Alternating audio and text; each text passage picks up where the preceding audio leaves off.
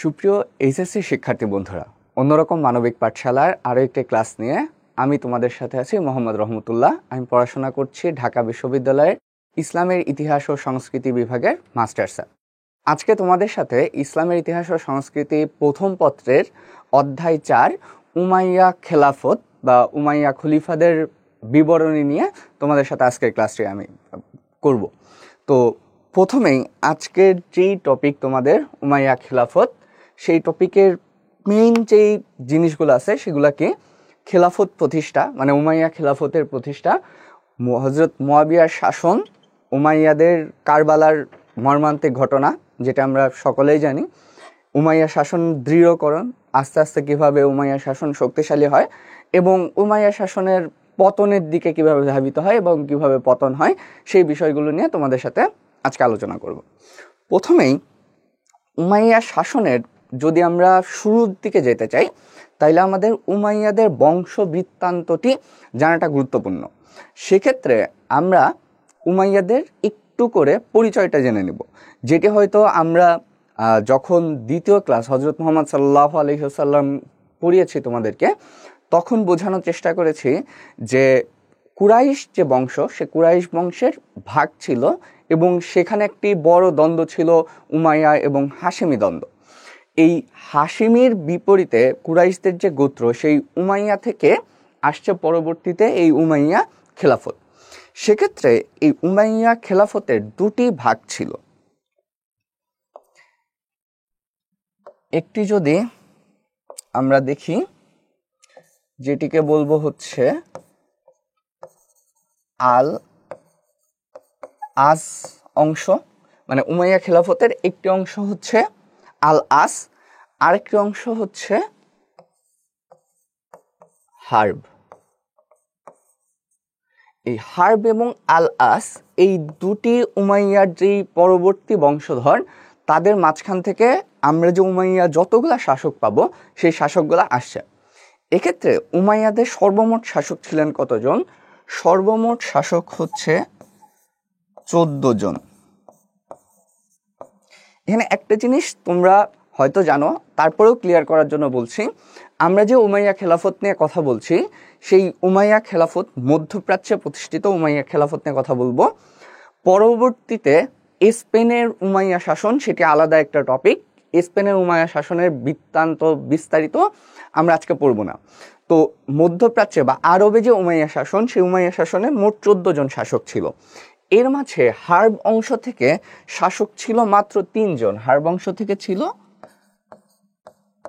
3 জন। উমাইয়াদের প্রথম যে 3 জন শাসক, সেই 3 জন শাসক হার্ব অংশ থেকে আসছে এবং বাকি 11 জন যে শাসক, সেই 11 জন শাসক এই আল আস গোত্র থেকে আসছে। তবে আল আসের গোত্রের তার আল আসের পুত্র আল হাকিম,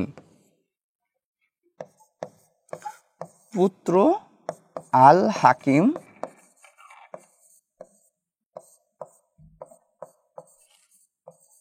তিনি অনেক প্রসিদ্ধ ছিলেন এবং এই অংশটিকে হাকাম অংশ বলা হয়। মানে এই যে 11 জনের যে অংশ, সেই অংশটিকে আল হাকাম বা আল হাকিমের অংশ হিসাবে প্রসিদ্ধ উমাইয়া খেলাফতের দিকে। আমরা যদি প্রথম অংশের দিকে যাই, সেটি হচ্ছে উমাইয়া খেলাফতের প্রতিষ্ঠা। সেই অংশটিতে আমরা প্রথমেই দুইটা জিনিস আমাদেরকে মনে রাখতে হবে। সেটি হচ্ছে 657 খ্রিস্টাব্দে যে হযরত আলী রাদিয়াল্লাহু তাআলা আনহু এবং হযরত মুয়াবিয়া রাদিয়াল্লাহু তাআলা আনহুর মধ্যে একটি যুদ্ধ সংঘটিত হয়েছিল, যেটিকে আমরা সিফফিনের যুদ্ধ নামে চিনি। সেই সিফফিন যুদ্ধ পরবর্তী সময়ে হযরত মুয়াবিয়া রাদিয়াল্লাহু তাআলা আনহু সিরিয়ায় আলাদা করে শাসন ব্যবস্থা পরিচালনা করতে শুরু করেন। তার মানে তিনি হযরত আলী রাদিয়াল্লাহু তাআলা আনহুর যে খেলাফত, সেই খেলাফতকে পুরোপুরি মান্য করেননি, বা খেলাফতের যেই আদেশ, সেই আদেশ তিনি পুরোপুরি মান্য না করে স্বতন্ত্র গভর্নর হিসাবে সিরিয়া পরিচালনা করতে শুরু করেন। ঠিক তার পরবর্তীতে যখন 61 সালে হযরত আলী রাদিয়াল্লাহু তাআলা আনহু ইন্তেকাল করেন, তার পরবর্তীতেই মুয়াবিয়া সিরিয়ায় একটি নতুন মুসলিম খেলাফত প্রতিষ্ঠা করেন। কিন্তু এইখানে যেই দ্বন্দ্বটি, সেটি হচ্ছে হযরত আলী রাদিয়াল্লাহু তাআলা আনহুর পরে হেজাজ যে অঞ্চলটি, মানে আরবের মূল যে মুসলমানদের মূল মধ্যভূমি ছিল, সেই হেজাজ অঞ্চলে হজরত আলী রাদিয়াল্লাহু তাআলা আনহুর পুত্র হজরত হাসান রাদিয়াল্লাহু তাআলা আনহুকে খলিফা হিসেবে মনোনয়ন করা হয়।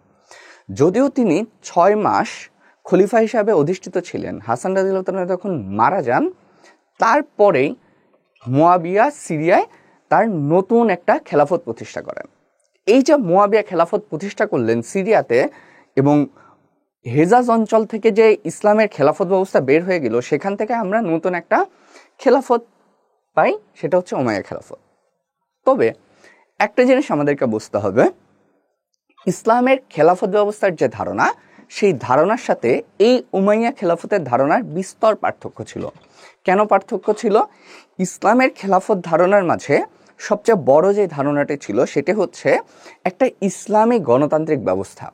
যে ইসলামিক গণতান্ত্রিক ব্যবস্থার মধ্য দিয়ে খলিফা কে হবেন সেটি নির্বাচন করা বা মনোনয়ন করা।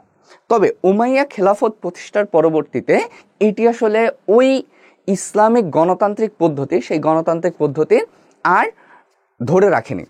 সেহেতু এই খেলাফত ব্যবস্থাকে অনেকেই খেলাফত বলতে নারাজ, তাকে বলা হয় বংশভিত্তিক শাসক, বা যেটিকে আমরা ইংরেজিতে যে ওয়ার্ডটি ইউজ করি সেটি হচ্ছে ডাইনেস্টি শাসন। এই ডাইনেস্টি শাসন প্রথম ইসলামে প্রতিষ্ঠা করেন কে? হযরত মুয়াবিয়া রাদিয়াল্লাহু তাআলা আনহু। তাইলে হযরত মুয়াবিয়া রাদিয়াল্লাহু তাআলা আনহু 661 সালে আলী রাদিয়াল্লাহু তাআলা আনহুর ইন্তেকালের পরে আলী রাদিয়াল্লাহু তাআলার পুত্র হযরত হুসাইন রাদিয়াল্লাহু তাআলার সাথে তিনি একটি চুক্তি করেন। চুক্তিবদ্ধ থাকে যে মুয়াবিয়া রাদিয়াল্লাহু তাআলা যতদিন জীবিত থাকবেন তিনি খেলাফত ব্যবস্থা পরিচালনা করবেন, জীবিত তিনি ইন্তেকাল করলে এই খেলাফত ব্যবস্থা আবার হেজাজে ফিরে যাবে এবং এই খলিফা হবেন হযরত হুসাইন রাদিয়াল্লাহু তাআলা আনহু। সেক্ষেত্রে তিনি হযরত হাসানের সাথে যে চুক্তি করছেন, চুক্তির পরবর্তীতে হুসাইন রাদিয়াল্লাহু তাআলা আনহু মনোনীত ব্যক্তি ছিলেন, যেহেতু হাসান রাদিয়াল্লাহু তাআলা আনহু 6 মাসের মাথায় ইন্তেকাল করেন। এই উমাইয়া খেলাফত 661 সালে তাইলে প্রতিষ্ঠা 661 সালের পরবর্তীতে 750 সাল পর্যন্ত প্রায় 89 বছর ধরে শাসনকার্য পরিচালনা করেছিল সমগ্র আরব অঞ্চল, এবং এর পরবর্তীতে আমরা বিস্তৃতিও দেখব। তবে আমরা যদি এই ম্যাপটির দিকে তাকাই, আমরা দেখতে পারবো উমাইয়াদের যেই শাসন ব্যবস্থা, সেই শাসন ব্যবস্থার বিস্তৃতি কতটুকু ছিল। এইদিকে আমরা দেখব হচ্ছে এশিয়া অঞ্চল এই পর্যন্ত। এইদিকে আমরা দেখব আফ্রিকা অঞ্চলের এই অংশ এবং ইউরোপের এই অংশ। তার মানে হচ্ছে এশিয়ার অর্ধেকের বেশি অংশ, চীনের অংশ, এবং হচ্ছে আপনার ইন্দোচীন যে অঞ্চল, মানে ভারতীয় অঞ্চলের পূর্ব দিকের যে অঞ্চল, সেই অঞ্চল বাদে বাকি সমগ্র এশিয়া মুসলমানদের অধীনে ছিল। আফ্রিকার যে উত্তর অংশ এবং উত্তর পশ্চিমাংশ, সেই পুরো অংশটি উমাইয়াদের অংশ ছিল, এবং ইউরোপের স্পেন উমাইয়া শাসনের অধীনে ছিল। দ্বিতীয় যেটি, সেটি হচ্ছে এই খেলাফতের বৈশিষ্ট্য কেমন ছিল, যেটা আপনাদেরকে একটু আগে আমি বলেছি যে ইসলামী গণতন্ত্রের অবসান ঘটিয়ে রাজতন্ত্রের সূচনা করা হয়। উমাইয়া শাসন প্রতিষ্ঠা বলে মজলিসুস শুরা বিলুপ্ত হয়, কারণ মজলিসুস শুরা ছিল পরামর্শক যে একটা আপনার সংগঠন, সেই পরামর্শদাতারা সবাই মিলে একসাথে বসে খলিফাকে পরামর্শ প্রদান করতেন।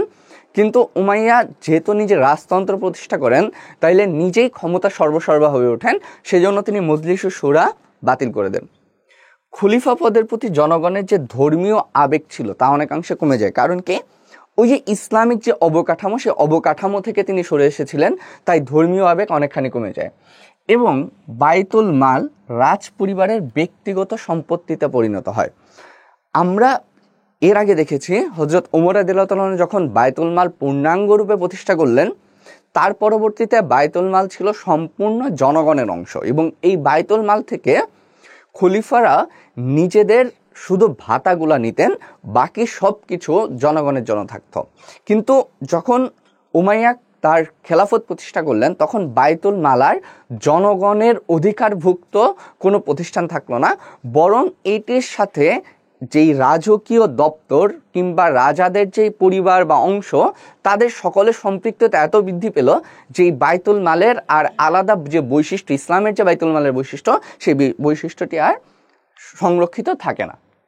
এই প্রথম যেই উমাইয়াদের যেই খলিফার বা খেলাফত প্রতিষ্ঠা, সেটির যদি বহু নির্বাচনী প্রশ্নগুলো দেখি, প্রথম ছিল উমাইয়াদের খেলাফতের রাজধানী কোথায় ছিল? দেখেন মদিনা। মদিনা থেকে অলরেডি রাজধানী আলী রাদিয়াল্লাহু তাআলার সময়কালে সরে আসছে, কুফায় চলে গেছে। আর মুয়াবিয়া যেহেতু কোথাকার গভর্নর ছিলেন? সিরিয়ার গভর্নর, তাহলে সিরিয়ার কোন একটা জায়গা হবে?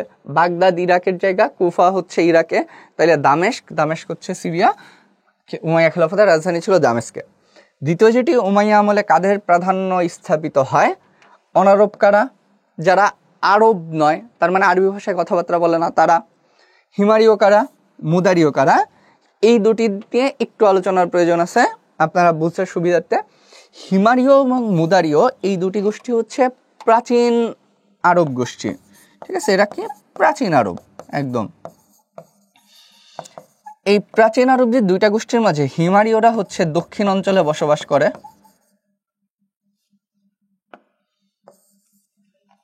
হিমারীয়রা দক্ষিণ অঞ্চলের অধিবাসী, মানে ইয়েমেন এই সকল যে অঞ্চল আছে সেই অঞ্চলের অধিবাসী হচ্ছে আপনার হিমারীয়রা। আর মুদারীয় কারা? হযরত ইসমাইল আলাইহিস সালাম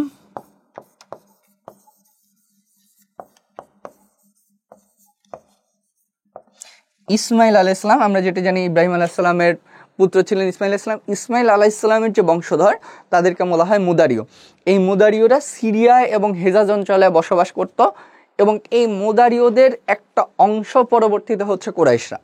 কিন্তু এইখানে আমরা আসলে মুদারীয় বলতে কুরাইশদেরকে বিস্তারভাবে বুঝি না, যদিও তার সাথে সংযুক্ত রয়েছে। তবে এই প্রাচীন মুদারীয়রা একটা অংশ ছিল কুরাইশ, তবে কুরাইশদেরকে আমরা মূলত আরব হিসাবে বুঝি। সেই আরবের যেই বিস্তার, তাইলে উমাইয়ার কামলে কাদের প্রাধান্য স্থাপিত হয়? আরবদের প্রাধান্য স্থাপিত হয় দুটি কারণে। কারণ হচ্ছে সিরিয়া ছিল অনারব অঞ্চল প্রাথমিকভাবে, সেই সিরিয়া পরবর্তীতে আরবীয় অঞ্চলের মাঝে প্রতিষ্ঠা লাভ করে। তার মানে সেটির জন্য আপনার সিরিয়ায় আরবদের যে প্রাধান্য সেটিকে গুরুত্বপূর্ণ হিসাবে গ্রহণ করা হয়। যেহেতু সিরিয়া আরব প্রাধান্য ছিল না, সেহেতু এখানে সিরিয়ায় যেহেতু আরবদের প্রাধান্য আসে, সেহেতু উমাইয়া আমলে কাদের প্রাধান্য স্থাপিত হয়? প্রশ্নটির উত্তর হবে আরবদের প্রাধান্য প্রতিষ্ঠিত হয়। খলিফা মুয়াবিয়া রাদিয়াল্লাহু তাআলা আনহু, তিনি 661 থেকে 680 সাল পর্যন্ত দীর্ঘ 19 বছর ক্ষমতায় ছিলেন। এই 19 বছর ক্ষমতায় তার বেশ কিছু কৃতিত্ব রয়েছে এবং সেগুলো নিয়ে আমরা মূলত জানব। মুয়াবিয়া রাদিয়াল্লাহু তাআলা কে ছিলেন? তিনি এই যে আমরা দুটি গোত্রের নাম বললাম উমাইয়াদের মাঝখানে হার্ব শাখা, এই হার্ব শাখার প্রথম শাসক ছিলেন হযরত মুয়াবিয়া রাদিয়াল্লাহু তাআলা আনহু। তাইলে হার্ব শাখাটা কারা? হার্ব শাখাটা হচ্ছে আবু সুফিয়ান রাদিয়াল্লাহু তাআলা আনহু এবং তার পরবর্তীতে যারা আসেন তাদের অংশধর। এবং এই হার্বের একটা উসমান রাদিয়াল্লাহু তাআলা আনহু, যিনি ইসলামের তৃতীয় খলিফা, তিনি হার্ব শাখার অংশ ছিলেন। তার মানে মুয়াবিয়া রাদিয়াল্লাহু তাআলা আনহু উসমান রাদিয়াল্লাহু তাআলা আনহুর সম্পর্কে চাচাতো ভাই ছিলেন। তিনি ইসলাম গ্রহণ করেন মক্কা বিজয় যখন হয়, তার পরবর্তী সময় তিনি ইসলাম ধর্ম গ্রহণ করেছিলেন।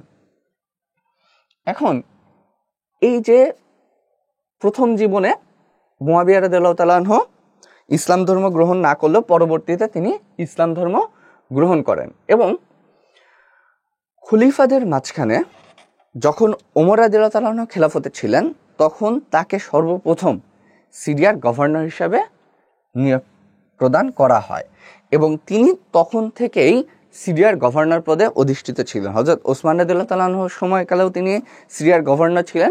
হযরত আলী রাদিয়াল্লাহু তাআলা আনহুর সময়কালে আমরা যেটা দেখেছি যে সিফিন যুদ্ধ পরবর্তী সময়ে তিনি সিরিয়ায় একক শাসন ব্যবস্থা পরিচালনা করেছেন।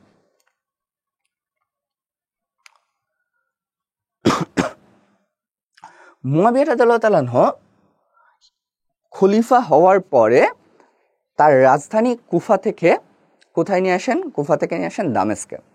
তাইলে কুফা কখন মুসলমানদের রাজধানী ছিল? হযরত আলী রাদিয়াল্লাহু তাআলা আনহু প্রথম মদিনা থেকে কুফায় মুসলমানদের রাজধানী স্থানান্তর করেছিলেন। এবং তিনি সর্বপ্রথম যেটি করেন সেটি হচ্ছে খারেজিদের দমন করেন। কেন খারেজিদের দমন করেন? আমরা সিফিনের যুদ্ধ পরবর্তী সময়ে দুমাতুল জন্দলের যে ঘটনা, সেই ঘটনা থেকে খারেজিদের উত্থান এবং হযরত আলী রাদিয়াল্লাহু আনহুকে খারেজিরা হত্যা করে, এবং খারেজিদের টার্গেট ছিল তারা মুয়াবিয়া রাদিয়াল্লাহু আনহুকে হত্যা করবে এবং ওই মিটিংয়ের যে দুইজন নিষ্পত্তিকারী ছিলেন তাদেরকে হত্যা করবেন। সেহেতু মুয়াবিয়া রাদিয়াল্লাহু আনহু প্রথম খারেজিদের দমন করেন, হিমারীয় এবং মুদারীয়দের দমন করেন। তার মানে তিনি যখন হিমারীয় এবং মুদারীয়র যে দ্বন্দ্ব, সেই দ্বন্দ্বটাকে তখন তারা আত্মপ্রকাশ করতে শুরু করে, সেই দ্বন্দ্বটা তিনি নিরসন করেন। খলিফা মুয়াবিয়া রাদিয়াল্লাহু তাআলা সামরিক অভিযান, তার সময়কালে দুইটি সামরিক অভিযান, বিশেষ করে তিনটি সামরিক অভিযান খুবই গুরুত্বপূর্ণ। প্রথম সামরিক অভিযান সেটি হচ্ছে আফ্রিকা অঞ্চলে। তার সময়কালে শ্রেষ্ঠ একজন সেনাপতি ছিলেন ওকাবা। তাইলে ওকাবার নামটা আমাদেরকে মনে রাখতে হবে। ওকাবা তিনি আফ্রিকা অঞ্চলের গভর্নর হিসেবে পরবর্তীতে নিযুক্ত পান। এই ওকাবা যে সেনাপতি, তিনি মূলত আল মাগরিব, যেটা মানে পশ্চিমাঞ্চল বোঝানো হয় আরবের যে পশ্চিমে আফ্রিকার যে অঞ্চল, সেই অঞ্চলকে আল মাগরিব হিসাবে ইসলামের ইতিহাসে পরিভাষা হিসেবে ব্যবহার করা হয়। এই আল মাগরিব জয় করেন ওকাবা। এর মাঝখানে সবচেয়ে গুরুত্বপূর্ণ ঘটনা যেটি, তিনি তার যেই শাসন ক্ষমতা, তার যেই রাজ্য বিস্তার, সেই রাজ্য বিস্তারটি মরক্কো পর্যন্ত পৌঁছে যান। তার মানে হচ্ছে ওকাবার নেতৃত্বে প্রথমবারের মতো উত্তর আফ্রিকীয় সমগ্র অঞ্চল মুসলমানদের শাসন ব্যবস্থার অধীনে আসে। ওকাবার সময়কালে দ্বিতীয় যেই ঘটনাটি হয় সেটি হচ্ছে মধ্য এশিয়া বলতে আমরা যে অঞ্চলটিকে চিনি, যেমন আজারবাইজান, তুর্কমেনিস্তান, উজবেকিস্তান, এদিক দিয়ে অঞ্চল, যেমন আমরা বুখারা নাম শুনেছি, এই অঞ্চলগুলা মুসলমানদের অধীনস্থ হয়। 3 নাম্বার যে ঘটনা সেটি হচ্ছে মুহাল্লিব ইবনে আবু সুফরা, তিনি একজন সেনাপতি ছিলেন। তিনি সিন্ধু প্রদেশ অভিযান করেছিলেন। যদিও সিন্ধু প্রদেশ পুরোপুরি তখন বিজয় লাভই করেনি, বরং এটি একটি অভিযান পর্যন্তই সীমিত ছিল। সেই অভিযানটি হযরত মুয়াবিয়া রাদিয়াল্লাহু তাআলার সময় পরিচালিত হয়। এবং সর্বশেষ সেটি হচ্ছে এশিয়া মাইনর যে অঞ্চল, সেই অঞ্চলের একটি দেশ আর্মেনিয়া। তাইলে কি অঞ্চল? Asia minor. এই এশিয়া মাইনরের দেশ আর্মেনিয়া 662 খ্রিস্টাব্দে মুসলমানদের অধিভুক্ত হয়। তাইলে দুইটা জিনিস, সেটি হচ্ছে আল মাগরিব অঞ্চল দখল করেন, সিন্ধু অভিযান পরিচালনা হয়, আর্মেনিয়া দখল হয়। এবং এই যে আফ্রিকা, তখন আরবিতে বলা হয় ইফ্রিকিয়া। সো ইফ্রিকিয়ার যে অঞ্চল, সেই অঞ্চলের একটি নতুন শহর প্রতিষ্ঠা হয়। সেই শহরটি ওকাবা প্রতিষ্ঠা করেন, সেটি হচ্ছে কায়রোয়ান শহর। তাইলে ইফ্রিকায় কোন শহর?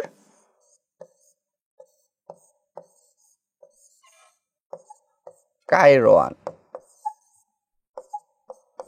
তোমরা অনেকেই মনে করতে পারো যে এই কায়রোয়ান শহরটাই হয়তো বর্তমান মিশরের কায়রো শহর। না, আসলে এটি কায়রো শহর না, এটি ত্রিপলির দিকে আরো উত্তরে, আর পশ্চিম দিকে এটি শহর হচ্ছে কায়রোয়ান শহর। এটি বর্তমান লিবিয়ার মাঝখানে অবস্থিত। খলিফা মুয়াবিয়ার শাসন ব্যবস্থা কেমন ছিলেন? প্রথম শাসন ব্যবস্থার বৈশিষ্ট্য সেটি হচ্ছে তিনি রাজতন্ত্র প্রতিষ্ঠা করেছিলেন। তার মানে তার শাসন ব্যবস্থায় খেলাফত যে ব্যবস্থা সেটি ছিল না। দ্বিতীয় সেটি হচ্ছে তিনি ডাক ব্যবস্থার উন্নয়ন করেন। তার মানে আগেও তো ডাক পাঠানো হতো, মানে এক জায়গা থেকে এক জায়গা পাঠানো হতো, কিন্তু তিনি প্রথম ঘোড়ার ডাক ব্যবস্থা প্রচলন করেন। কি ডাক? ঘোড়ার ডাক ব্যবস্থা।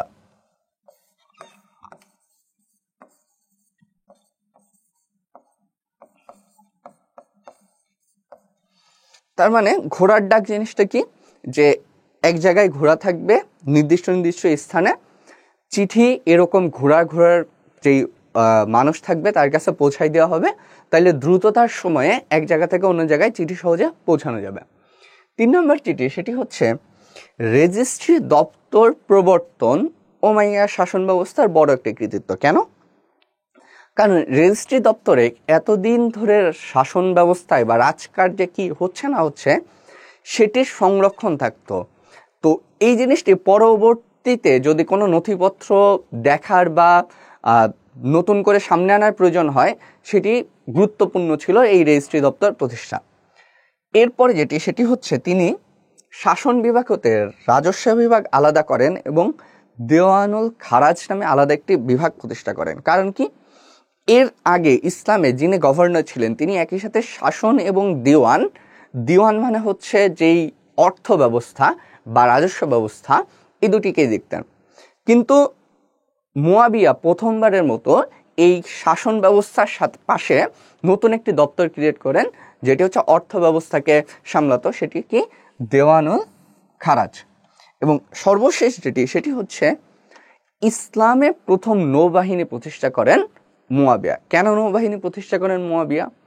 কারণ ইসলাম যখন তার সীমান্ত বিস্তার লাভ করছে, ঠিক তখন কোথায় কোথায় যাচ্ছে আমরা যখন ম্যাপটা দেখি তখন দেখব যে তখন আমরা উত্তর আফ্রিকা অঞ্চলগুলো দখল করছি। পুরো উত্তর আফ্রিকার যে অঞ্চল, সেই পুরো অঞ্চলটি হচ্ছে আপনার মেডিটেরিয়ান সি বা ভূমধ্য সাগরের পার্শ্ববর্তী অঞ্চল। তাহলে ভূমধ্য সাগরের ঠিক অপর পাশে কে আছে? অপর পাশে আছে বিখ্যাত বাইজেন্টাইন সাম্রাজ্য। তার ঠিক উল্টা দিকে আছে কে? স্পেনের সাম্রাজ্য ছিল তখন, স্পেনের গথিক রাজাদের রাজ্য ছিল। তার মানে তাদের মাঝখানে অনেক সময় যুদ্ধ হতো। তাহলে এই যে যুদ্ধ, সেই যুদ্ধটা মোকাবেলা করতে হইলে আপনাকে নৌবাহিনী গঠন করতে হবে। এই সুদূর প্রসারী চিন্তা থেকে মুয়াবিয়া সর্বপ্রথম ইসলামে নৌবাহিনী প্রতিষ্ঠা করেন। কোন উমাইয়া খলিফা সর্বপ্রথম ডাক বিভাগের পরিচালনা করেন? যেটি আমরা একটু আগে পড়েছি, মুয়াবিয়া সর্বপ্রথম ডাক বিভাগ পরিচালনা করেন। ইসলামের প্রথম রাজা বলা হয় কাকে? দেখুন, ইসলামের প্রথম রাজা বলা হয় মুয়াবিয়াকে। কেন রাজা বলা হচ্ছে? যেটা আমরা বলছি ডাইনেস্টি বা রাজতন্ত্র প্রতিষ্ঠার জন্য প্রথম শাসক হিসাবে মুয়াবিয়াকে ইসলামের প্রথম রাজা বলা হচ্ছে। ইয়াজিদ ও ইমাম হোসাইন রাদিয়াল্লাহু তাআলা আনহু বা হোসেন রাদিয়াল্লাহু তাআলা আনহু, এই ঘটনাটা অত্যন্ত মর্মান্তিক, হৃদয় বিদারক একটি ঘটনা। ইসলামের ইতিহাসে নিজেদের মাঝে প্রথম যুদ্ধ ছিল উষ্ট্রের যুদ্ধ। তার পরবর্তী যুদ্ধ যদি আমরা বলি সিফিনের যুদ্ধ। কিন্তু এই দুটি যুদ্ধে আসলে মুসলমানদের নিজেদের মাঝে যেই বিস্তৃত একটি দ্বন্দ্ব, সেই দ্বন্দ্বের বহিঃপ্রকাশ পুরোপুরি পায়নি। এবং নৃশংসতার যে চিত্র, সেই চিত্রটি পুরোপুরি প্রতিস্ফুটিত হয়নি এর আগে। যেটি প্রথমবারের মতো হয় এই ইয়াজিদের সময়কালে। হযরত মুয়াবিয়া মারা যাওয়ার আগে তিনি ইয়াজিদকে তার উত্তরাধিকার হিসাবে মনোনীত করেন। তার মানে কি? ইসলামের খেলাফত ব্যবস্থার যে নিয়মধারা, সেই নিয়মধারা প্রথমবারের মতো ব্রেক করে একজন খলিফা তার পুত্রকে কোনো পরামর্শ কিংবা কোনো গণতন্ত্রের ধারা না নিয়ে, মতবাদ না নিয়ে প্রথমবারের মতো পুত্রকে সরাসরি মনোনয়ন করে যান যে সে আমার সাকসেসর হবে বা আমার উত্তরাধিকারী হবে। আমরা উমাইয়া খেলাফত প্রতিষ্ঠার সময় একটি জিনিস পড়েছি, সেটি হচ্ছে উমাইয়া হযরত হাসান রাদিয়াল্লাহু তাআলা আনহু চুক্তিবদ্ধ ছিলেন যে তিনি মারা যাওয়ার পরে এই ইসলামের খেলাফত ব্যবস্থা আবার হিজাজ অঞ্চলে ফিরে আসবে। কিন্তু তিনি যখন ইয়াজিদকে তার উত্তরাধিকার মনোনয়ন করে যান, তখন এই চুক্তিটির ভঙ্গ হয়। দ্বিতীয় যে বিষয়, সেটি হচ্ছে ইয়াজিদ আসলে তার প্রাথমিক জীবনে কেমন ছিলেন। ইয়াজিদ প্রাথমিক জীবন থেকে মদ্যপ একজন ব্যক্তি ছিলেন। তার ব্যক্তিগত কার্যক্রম ছিল এমন, তিনি শিকার করতেন, মদ্যপান করতেন। এই দুটি তার ব্যক্তিগত চারিত্রিক বৈশিষ্ট্যের মাঝে অন্যতম দুটি বৈশিষ্ট্য। তার শাসন ব্যবস্থায়ও তিনি যে পর্যাপ্ত গুরুত্বপূর্ণ ভূমিকা পালন করেছিলেন বা রাজ্য বিস্তারেও তার বৃহৎ সাহসিকতার পরিচয় প্রদান করেছিলেন, এমন ইতিহাসও বিস্তৃতভাবে পাওয়া যায় না। এই পরিপ্রেক্ষিতে হযরত আলী রাদিয়াল্লাহু তাআলা আনহুর পুত্র হযরত হোসেন রাদিয়াল্লাহু তাআলা আনহু যখন দেখতে পারেন যে একজন ইসলামের নিয়ম কানুন মানে না বা মদ্যপান করে এমন একজন মানুষ যখন শাসন ক্ষমতায় অধিষ্ঠিত হচ্ছে, তখন এটি ইসলামিক খেলাফত ব্যবস্থার বড় একটি সমস্যা বা ভুল সিদ্ধান্ত। তিনি সেটিকে প্রতিরোধ করতে চান। দ্বিতীয় যে জিনিসটি, সেটি হচ্ছে, আমরা পরের স্লাইডে গেলে বুঝতে পারবো, আব্দুল্লাহ ইবনে জুবাইর। এই আব্দুল্লাহ ইবনে জুবাইর রাদিয়াল্লাহু তাআলা আনহু তিনিও হযরত আলী রাদিয়াল্লাহু তাআলা আনহুকে আহ্বান জানান যে যাতে ইয়াজিদের বিরুদ্ধে তিনি যুদ্ধ ঘোষণা করেন। আরও একটি বড় জিনিস যেটি, সেটি হচ্ছে সিরিয়ায় যখন এই মুয়াবিয়া যে উমাইয়া খেলাফত প্রতিষ্ঠা হলো, সেই উমাইয়া খেলাফতের সময়কালে ইরাকের মানুষজনগুলা কষ্টের মাঝে ছিল। তারা হযরত আলীর পুত্র হযরত হোসেন রাদিয়াল্লাহু তাআলা আনহুকে আহ্বান জানান যাতে তিনি কুফায় গমন করেন, এবং এই আহ্বানের তাদের বড় দাবি যেটি ছিল সেটি হচ্ছে, যদি তিনি কুফায় আসেন তাহলে কুফাবাসী তাকে সহযোগিতা করবে সর্বাত্মক, যাতে একটা বাহিনী গঠন করা যায়। বাহিনী গঠনটা কেন প্রয়োজন? দুটি কারণে। এক নম্বর কারণ হচ্ছে, এই বাহিনী দিয়ে যদি হোসেন রাদিয়াল্লাহু তাআলা আনহু নতুন খেলাফত আবার পুনরায় প্রতিষ্ঠা করেন, তাহলে সেই খেলাফত টিকায় রাখার জন্য একটা বাহিনী দরকার এবং মানুষের সহযোগিতা দরকার। সেই প্রেক্ষাপটকে সামনে নিয়ে হযরত হোসেন রাদিয়াল্লাহু তাআলা আনহু তার 200 অনুচর, তার মাঝে তার পরিবার বর্গের সবাই সহ তারা কুফার দিকে গমন করতে থাকেন। এবং ইয়াজিদ যখন এই সংবাদ প্রাপ্ত হয়, তার কুফার গভর্নর কে, তিনি ছিলেন কুফার বা হচ্ছে ইরাক অঞ্চল,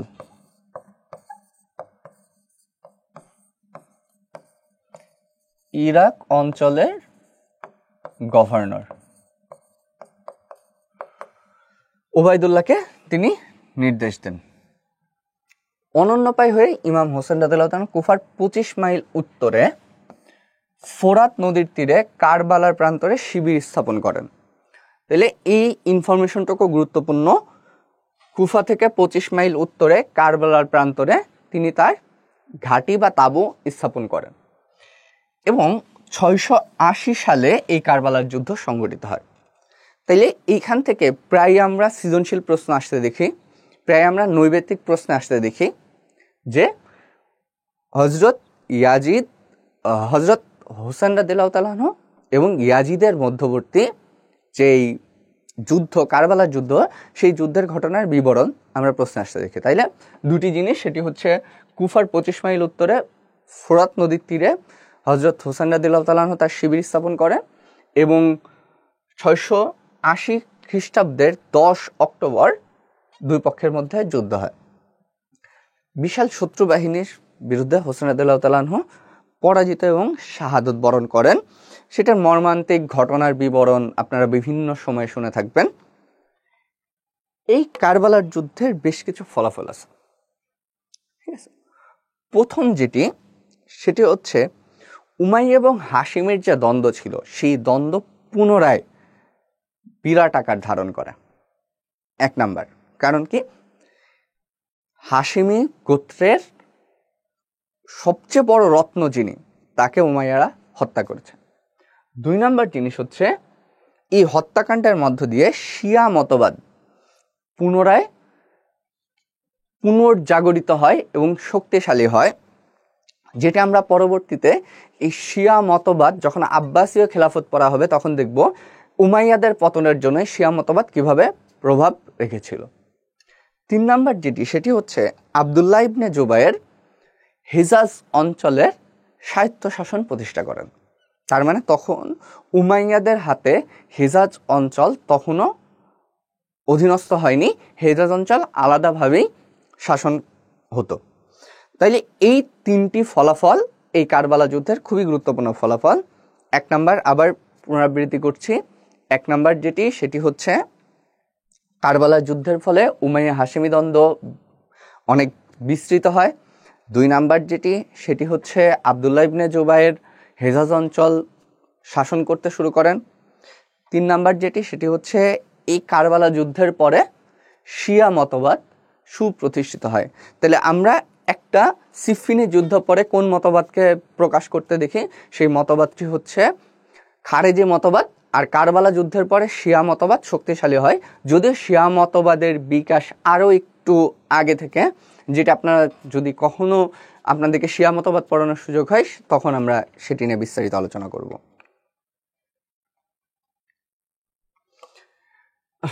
কারবালা যুদ্ধের প্রধান কারণ কি? এটির ক্ষেত্রে দেখেন, প্রধান কারণ যদি আমরা বলি সেটি হচ্ছে ইয়াজিদের অবৈধ মনোনয়ন।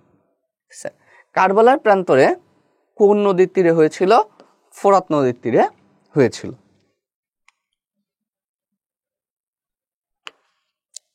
প্রথম মারওয়ান।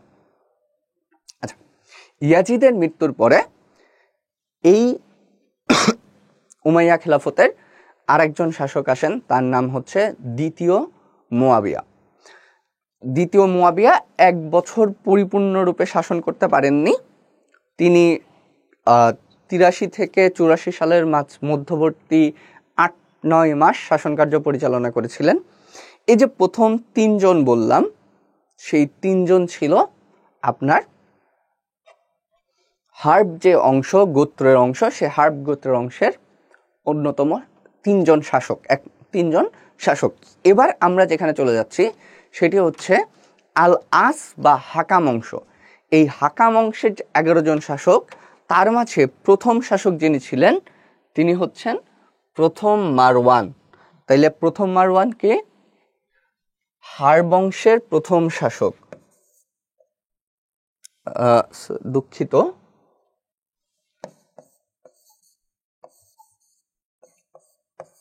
হাকাম বংশের প্রথম শাসক।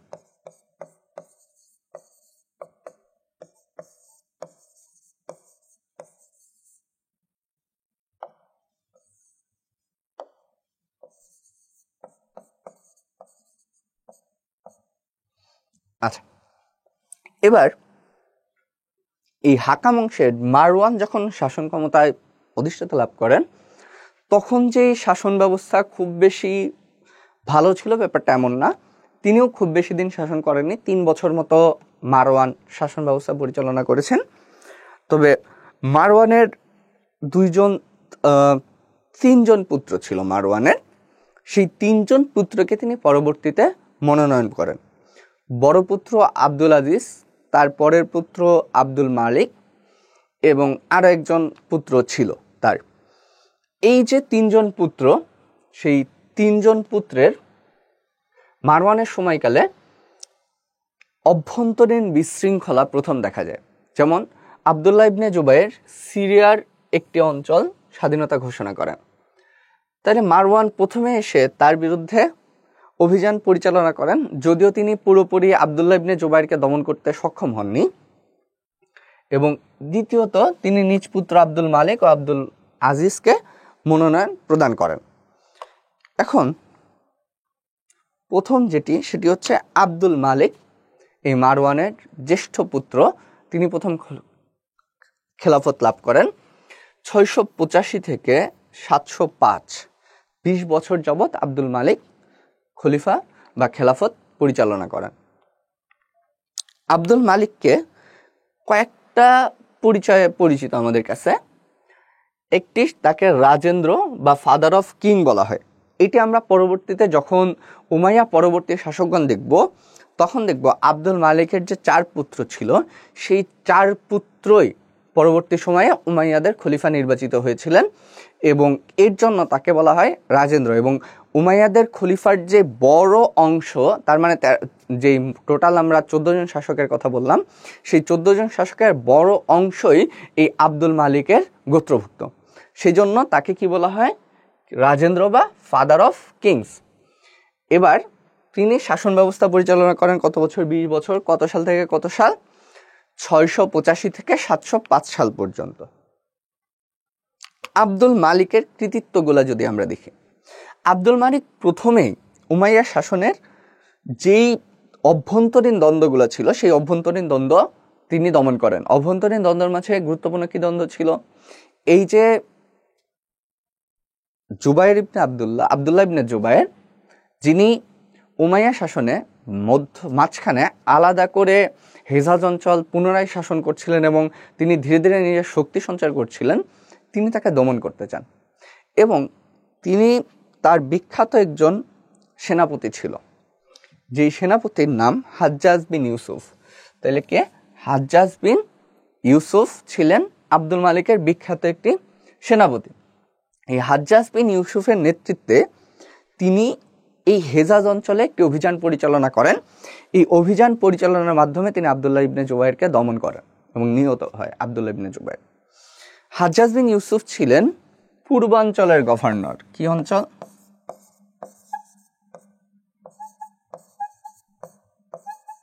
পূর্বাঞ্চলের গভর্নর। এটি আমরা পরবর্তীতে আরো 2-3 জন শাসকের সময় পরবর্তীতে হাজ্জাজ বিন ইউসুফের নামটি আমরা পড়ব, সেজন্য এটি খুবই গুরুত্বপূর্ণ আমাদের জন্য। দ্বিতীয় সেটি হচ্ছে তিনি খারেজিদের বিদ্রোহ দমন করেন এবং রোমানদের বিরুদ্ধে যুদ্ধ করেন। তিনি ইফ্রিকিয়া পুনরুদ্ধার করেন। এই ইয়াজিদের সময় ইয়াজিদ যেহেতু শাসক হিসাবে খুব বেশি ভালো ছিল না, তিনি রাজ্য বিস্তার তো করতে পারেননি, বরং ইফ্রিকিয়ার যেই মরক্কো এবং এই ধরনের যে অঞ্চলগুলা একদম পশ্চিম উত্তর আফ্রিকার, সেই অঞ্চলগুলা হাতছাড়া হয়ে যায়। একই সাথে সিরিয়ার যে আর্মেনিয়া অঞ্চল, সেগুলাও পরবর্তীতে হাতছাড়া হয়ে যায়। তার মানে পরবর্তীতে এগুলো পুনর্দখল করেন কে? আব্দুল মালিক।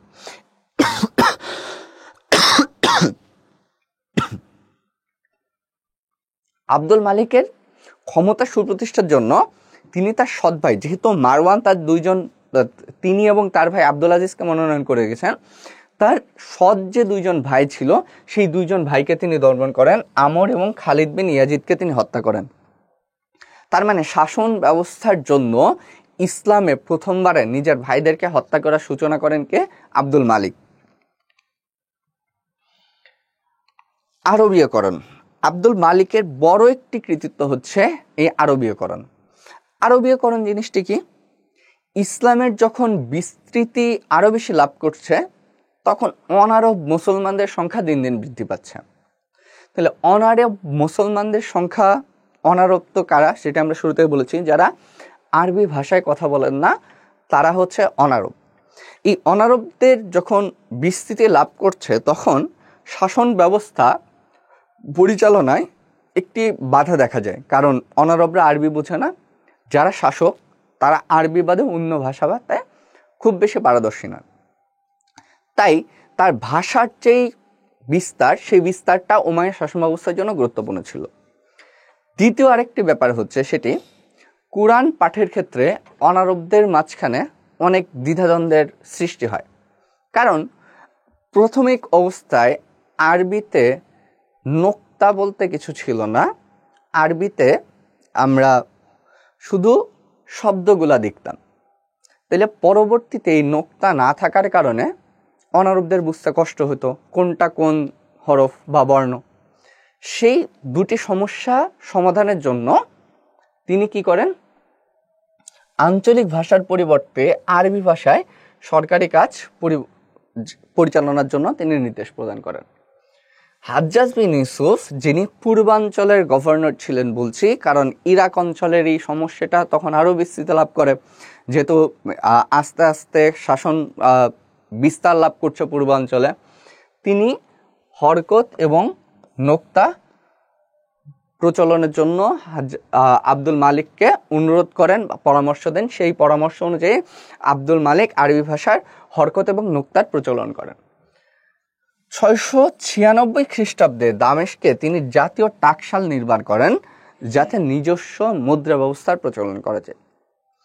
এর আগে ইসলামের একদম নিজস্ব মুদ্রা ব্যবস্থার পরিচালনা ছিল না।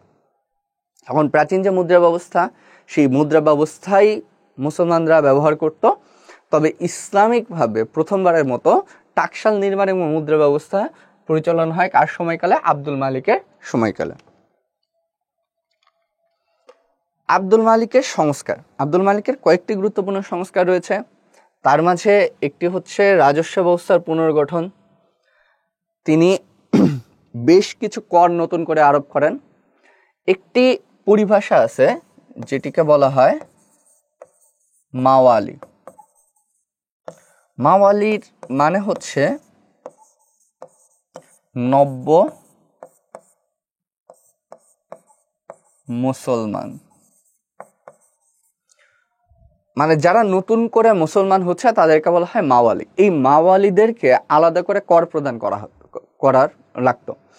ইসলামের প্রাথমিক যুগে যখন রাসূল সাল্লাল্লাহু আলাইহি ওয়াসাল্লাম কর ব্যবস্থা প্রচলন করেন, তখন তিনি সকল মুসলিম উম্মার জন্য এক ধরনের কর এবং যারা অমুসলিম তাদের জন্য জিজিয়া করের ব্যবস্থা ছিল। কিন্তু উমাইয়াদের মাঝখানে আব্দুল মালিক প্রথমে আলাদা করে মুসলমানদের মাঝখানে ভাগ করে একজন আরব মুসলমান আর একজন মাওয়ালি, যেহেতু নতুন নতুন করে মুসলমান হচ্ছিল অনারবরা, সেই মাওয়ালিদের উপর তিনি নতুন করে দামেস্কে থাকার বা শহরে আসার নতুন নতুন করে তিনি কি চালু করেন? ট্যাক্স চালু করেন বা কর চালু করেন।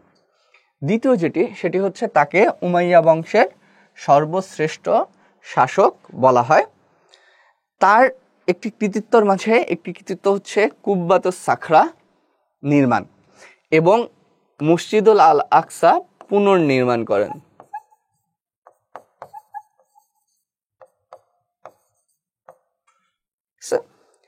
এই কুব্বাতুস সাখরা জিনিসটা কি?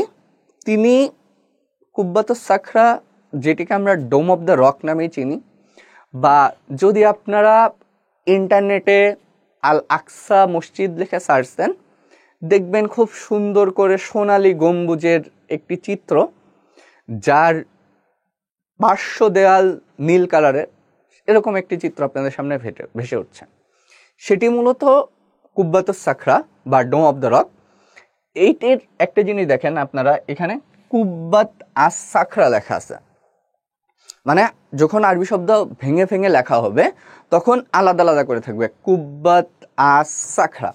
আবার যদি একসাথে আপনারা লিখতে পারেন সেটি হবে কুব্বাতুস সাখরা। সেটি কি হবে? সেটি হবে কুব্বাতুস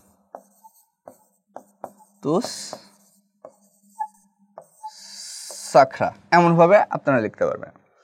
এই ডোম অফ দ্য রক, এই ডোম অফ দ্য রক নির্মাণের আরো একটি জিনিস ছিল, সেটি হচ্ছে তিনি সেখানে কাবার অনুরূপে একটি প্রদক্ষিণ কেন্দ্র নির্মাণ করেছিলেন। তো সেটিও অনেক বিতর্ক আছে। আপনাদের যেহেতু এই ধরনের স্থাপত্য নিয়ে খুব বেশি বিস্তারিত জানতে হয় না, পরবর্তীতে আপনারা যদি ইসলামের ইতিহাসে অনার্স করতে আসেন সেক্ষেত্রে এইসব বিষয় নিয়ে আরো বিস্তারিত জানতে পারবেন। তাইলে বহু নির্বাচনীগুলো যদি আমরা দেখি, খাঁটি আরবি মুদ্রা প্রথম প্রবর্তন করেন কোন খলিফা? আমরা একটু আগে পড়লাম আব্দুল মালিক বিন মারওয়ান। কুব্বাতুস সাখরাকে নির্মাণ করেন আব্দুল মালিক নির্মাণ করেন। খলিফা আল ওয়ালিদ আব্দুল মালিকের ঠিক সমপরিমাণ শক্তিশালী এবং মর্যাদাবান শাসক ছিলেন খলিফা আল ওয়ালিদ। এখন খলিফা আল ওয়ালিদ 705 থেকে 715 খ্রিস্টাব্দ পর্যন্ত মাত্র 10 বছরের শাসন ব্যবস্থা পরিচালনা করেন। এই 10 বছরের শাসন ব্যবস্থায় তিনি উমাইয়া খেলাফতকে এক অনন্য উচ্চতায় নিয়ে যান। তাহলে আল ওয়ালিদকে আমরা এটিকে বলি প্রথম ওয়ালিদ, যেহেতু পরবর্তীতে আরো একজন ওয়ালিদ আসবেন, সেহেতু আমরা এনাকে প্রথম ওয়ালিদ নামে পরিচিত বা চিনি। খলিফা আল ওয়ালিদের ক্ষমতা লাভ। আব্দুল মালিকের, আমরা একটু প্রথম মারওয়ানের কাছে ফিরে যাই। মারওয়ান কি করেছেন? মারওয়ান যেটি করেছেন সেটি হচ্ছে তার পুত্র, দুইজন পুত্র আব্দুল আজিজ এবং আব্দুল মালিক, এই দুইজনকে ক্ষমতার ভার দিয়ে যান। তার মানে আব্দুল মালিক শেষ হলে কে আসবে? আব্দুল আজিজ আসবে। কিন্তু আব্দুল মালিক আব্দুল আজিজের মারা যাওয়ায় তিনি তো ক্ষমতায় আসতে পারবেন না। তিনি সরাসরি তার পুত্র যারা ছিল ক্রমবিন্যাস অনুসারে তাদেরকে তিনি মনোনয়ন দেন। তাহলে এই মনোনয়ন লাভের পর প্রথম তার সবচেয়ে বড় পুত্র আল ওয়ালিদ ক্ষমতা লাভ করে। ওয়ালিদের ক্ষমতা লাভের তিনি অল্প সময়ের মাঝখানে এশিয়া, আফ্রিকা, ইউরোপ অধিকাংশ এলাকা জয় করে মুসলিম সাম্রাজ্যের অধিভুক্ত করে। তার মানে আমরা প্রথম স্লাইডে যে মানচিত্রটি দেখলাম যে উমাইয়া খেলাফতের বিস্তৃত কত বড় ছিল, সেই পরিপূর্ণ বিস্তৃতি লাভ করে আল ওয়ালিদের সময়কালে। এখন খেলাফতের সম্প্রসারণ, আল ওয়ালিদের তিনজন শাসক, গভর্নর, সেই গভর্নরের নাম আমাদেরকে মনে রাখতে হবে। 1 নম্বর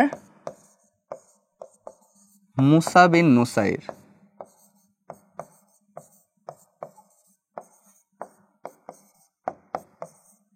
আফ্রিকা। 2 নম্বর কুতাইবা, তিনি ছিলেন মধ্য এশিয়া।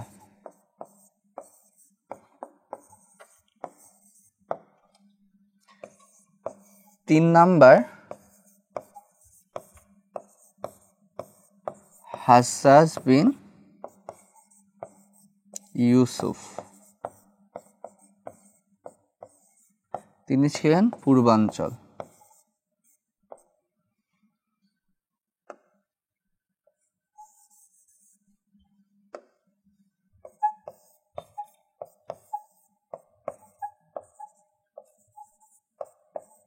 হাজ্জাজ বিন ইউসুফ ছিলেন পূর্বাঞ্চলে।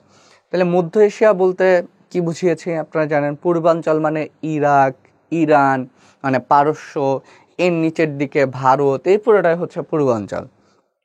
মধ্য আফ্রিকা তার একটু উত্তরে, আর আফ্রিকা তো হচ্ছে পশ্চিমাঞ্চল। এই তিনজনের মাঝে এই মুসা বিন নুসাইরের একজন সেনাপতি ছিলেন, তার নাম কি? তারিক, যিনি তারিক বিন জিয়াদ। হাজ্জাজ বিন ইউসুফের একজন সেনাপতি বিখ্যাত, যার নাম কাসিম। তাহলে এই দুইজনের নাম মোটামুটি, আপনি যদি আল ওয়ালিদের এই যে খেলাফতের বিস্তৃতি, সেই বিস্তৃতিটা পুরোটা মনে রাখতে চান, আপনি সংক্ষেপে আগে এই 5টা নাম মনে রাখান: মুসা বিন নুসাইর, কুতাইবা, হাজ্জাজ বিন ইউসুফ এবং তারিক ও কাসেম। তাইলে প্রথম সেটি হচ্ছে আপনার, তিনি 705 খ্রিস্টাব্দে যখন ক্ষমতা লাভ করেন তখন কুতাইবাকে মধ্য এশিয়ার শাসক নিয়োগ দেন। 712 খ্রিস্টাব্দে মোহাম্মদ বিন কাসিম সিন্ধু অভিযানের মাধ্যমে ভারতে তার রাজ্য সম্প্রসারণ করেন।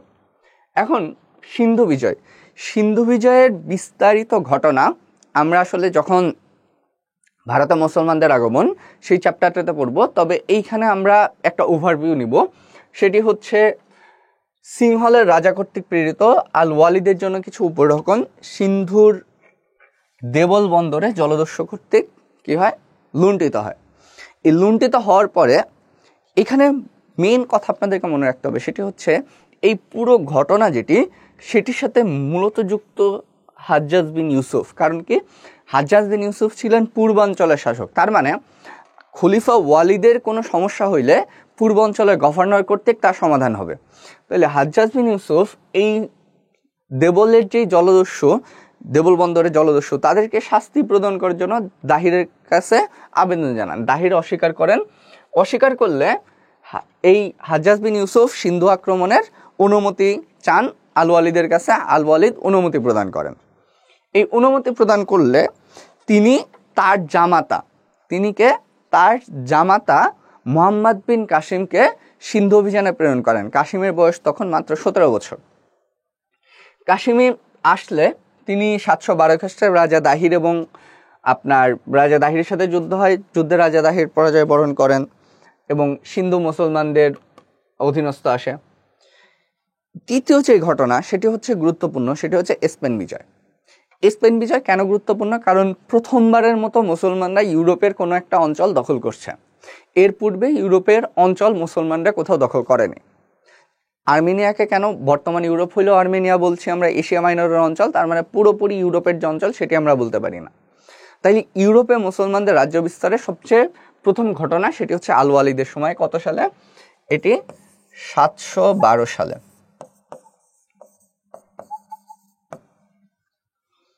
তাইলে এই 712 সালে বা 711 সালে প্রথম অভিযান,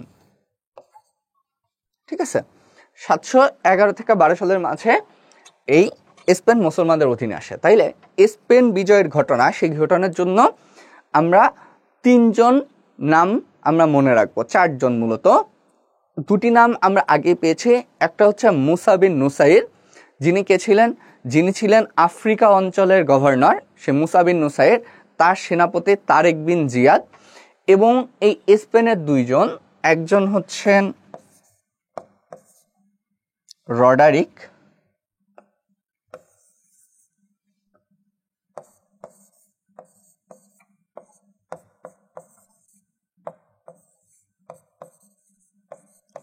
শাসক, আর একজন হচ্ছে কাউন্ট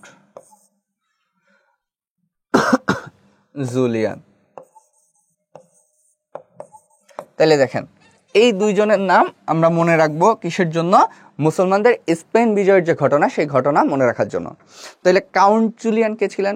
কাউন্ট জুলিয়ান ছিলেন এই স্পেনের একটি প্রদেশ, সেই প্রদেশের নাম হচ্ছে সিউটা, যেটি একটি দ্বীপ। এই সিউটার প্রশাসক ছিলেন কাউন্ট জুলিয়ান। রডারিক কে ছিলেন? রডারিক ছিলেন স্পেনের শাসক। রডারিকের বংশের নাম কি? রডারিকের বংশের নাম হচ্ছে গথিক বংশ। কি বংশ? গথিক বংশ।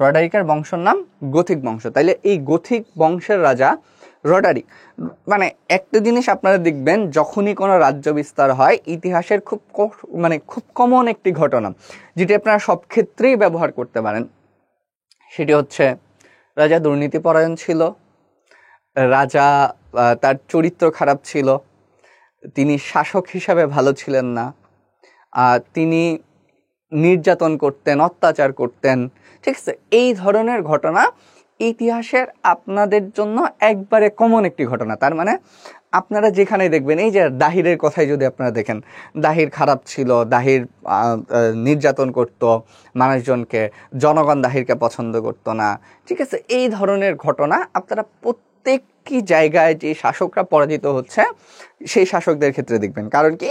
কারণ হচ্ছে হিস্ট্রি রিটেন বাই যারা জয় করে তাদের মাধ্যমে। তাইলে হিস্ট্রি যারা জয়ী, উইনার্স, কনকোরার্স, এই কনকোরার্সের মাধ্যমে লিখিত হয়। সেই জন্য যারা পরাজিত হয় তাদের হয়তো ভালো দিক আমরা কখনোই খুব একটা জানতে পারি না, শুধু মন্দ দিকটাই আমরা সবচেয়ে বেশি আমরা জানি। তাহলে রডারিকের যে অবস্থান, সে অবস্থানের পরবর্তীতে মুসলমানদেরকে এক আহ্বান করা হয়। কেন আহ্বান করা হয়? কারণ তখন ইউরোপের শাসন ব্যবস্থা খুব বেশি ভালো না। তার মানে ইউরোপে একদম শক্তিশালী কোনো নাই, শাসক নাই।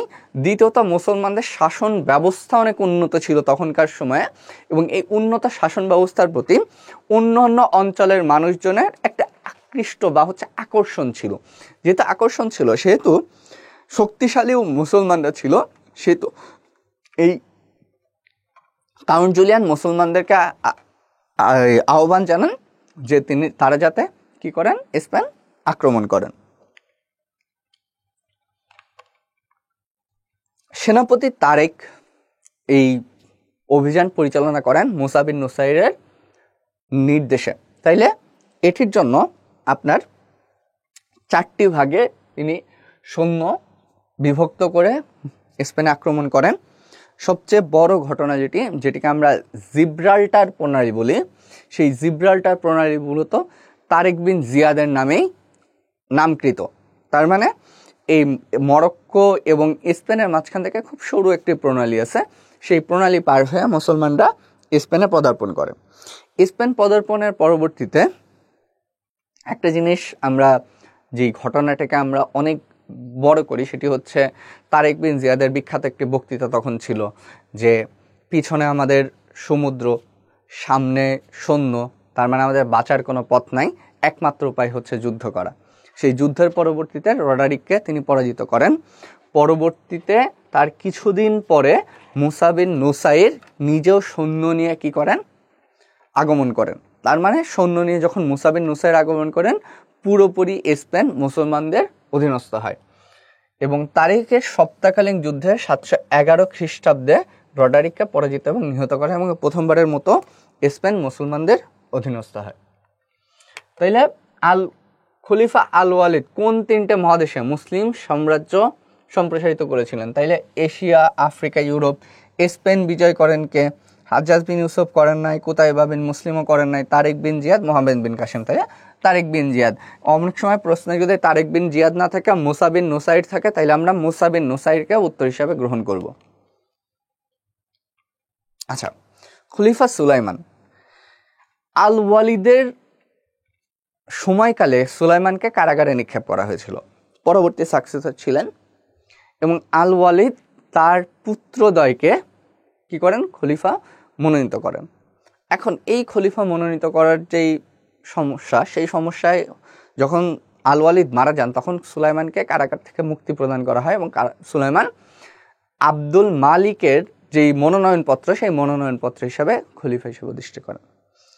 সুলাইমানের সময়কালে সবচেয়ে বড় যে ঘটনা, সেটি হচ্ছে ওয়ালিদকরণ যেটি হয়েছিল। তার মানে আল ওয়ালিদের পছন্দের মানুষজনকে যেভাবে সাম্রাজ্যের বিভিন্ন স্থানে বসানো হয়েছিল, সুলাইমান তাদের সবাইকে হত্যা করেন। কাকে কাকে হত্যা করেন? সর্বপ্রথমে তিনি হাজ্জাজ বিন ইউসুফকে হত্যা করেন, এরপরে তিনি মোহাম্মদ বিন কাসেমকে হত্যা করেন, এরপরে তিনি মুসা বিন নুসাইরকে ক্ষমতাচ্যুত করেন। এবং এই যে ধরনের কাজ, এবং ওয়ালিদের আত্মীয়র মতো যারা ছিল তাদেরকেও তিনি হত্যা করেন এবং নৃশংস হত্যাযোগ্য তিনি প্রথমে ক্ষমতায় অধিষ্ঠিত হয়ে চালান। এবং এই পরবর্তীতে সুলাইমানের শাসনকালে আসলে বিশেষ কোনো রাজ্য বিস্তার হয় নাই, তবে এই ঘটনাটি খুবই গুরুত্বপূর্ণ। দ্বিতীয় সেটি হচ্ছে মারওয়ানের যে মনোনয়নপত্র ছিল, সেই মনোনয়নপত্র হচ্ছে আব্দুল মালিকের পরবর্তী সময়ে ক্ষমতা যাবে হচ্ছে আব্দুল আজিজদের কাছে। এখন আব্দুল আজিজ যেহেতু নাই, সেহেতু এই মালিক আব্দুল আজিজের পুত্র ওমরকে তিনি কি করেন, মনোনয়নপত্র দেন। এখন চাচাতো ভাই ওমর বিন আব্দুল আজিজকে মনোনয়ন করার জন্য তাকে বড় কৃতিত্ব দেওয়া হয় এবং সিংহাসন আরোহণ করে বন্দীদের মুক্তি দান করেন। যেমন এটি খুবই গুরুত্বপূর্ণ একটি ঘটনা, মিফতাহুল খায়ের বা আশীর্বাদের চাবি উপাধি লাভ করেন। ঠিক আছে, এটি কেন? কারণ হচ্ছে এই আব্দুল মালিক তার ক্ষমতার জন্য বা হাজ্জাজ বিন ইউসুফ তাদের নিজেদের যে স্বৈরা শাসন, সেই স্বৈরা শাসনের জন্য যাদেরকে বিনা অপরাধে তিনি কারাগারে নিক্ষেপ করেছিলেন, সেই তাদেরকে সবাইকে সুলাইমান এসে মুক্তি প্রদান করেন, সেই জন্য তাকে মিফতাহুল খায়ের বলা হয়। পরবর্তী স্লাইডে যদি আমরা যাই, আমরা খলিফা ওমর বিন আব্দুল আজিজ তার সম্পর্কে জানতে পারবো।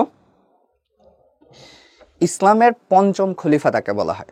কততম খলিফা? পঞ্চম খলিফা ওমর বিন আব্দুল আজিজ।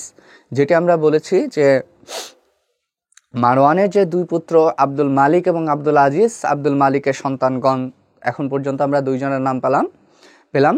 একজন হচ্ছে আল ওয়ালিদ, আরেকজন হচ্ছে সুলাইমান। এবার আমরা যে আল আজিজের পুত্র ওমরকে খলিফায় অধিষ্ঠিত হতে দেখছি, খেলাফতে অধিষ্ঠিত হতে দেখছি।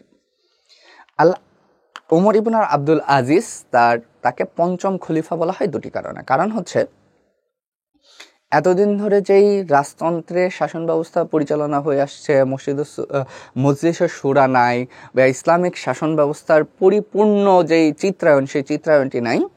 তার পরিপ্রেক্ষিতে ওমর বিন আব্দুল আজিজ সম্পূর্ণ ভিন্ন একটি ধারার শাসন ব্যবস্থা পরিচালনা করেন। তিনি কি কি সংস্কার করেন? তিনি প্রথমত মাওয়ালিদের উপর যে কর আরোপ, সেই কর আরোপ তিনি বাদ দিয়ে দেন। দ্বিতীয়ত, তিনি ইসলামের বাইতুল মালের যে ব্যবস্থা সে ব্যবস্থা আবার ফিরায় না। তৃতীয়ত, তিনি খলিফাদের যে বৈশিষ্ট্য, যে চারিত্রিক বৈশিষ্ট্য, সেই চারিত্রিক বৈশিষ্ট্য নিজের মাঝে তিনি পরিস্ফুটিত করেন। যেমন কি, তিনি ভাতা ব্যতীত অন্য কিছু নিতেন না, তিনি অনাড়ম্বর জীবনযাপন করতেন, তিনি 5 ওয়াক্ত নামাজ পড়তেন, কোরআন তেলাওয়াত করতেন প্রতিনিয়ত।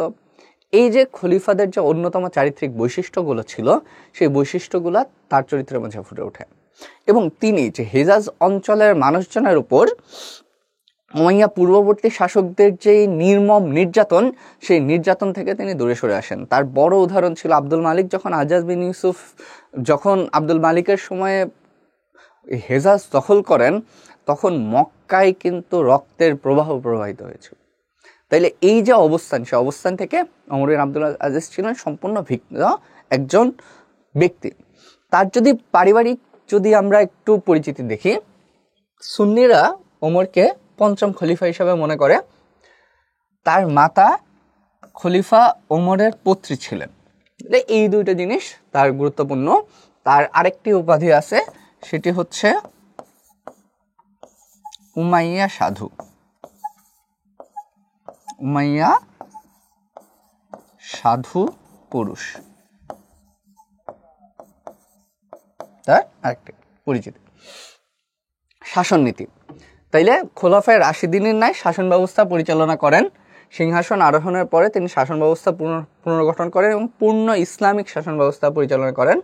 তিনি হাশিমি ও আলীপন্থীদের প্রতি সহানুভূতি অবস্থা পরিদর্শন করেন। তার মানে যেটি বললাম যে হেজাজ অঞ্চলের প্রতি তিনি যে নির্যাতন হয়েছিল সেটাই থেকে তিনি দূরে সরে আসেন।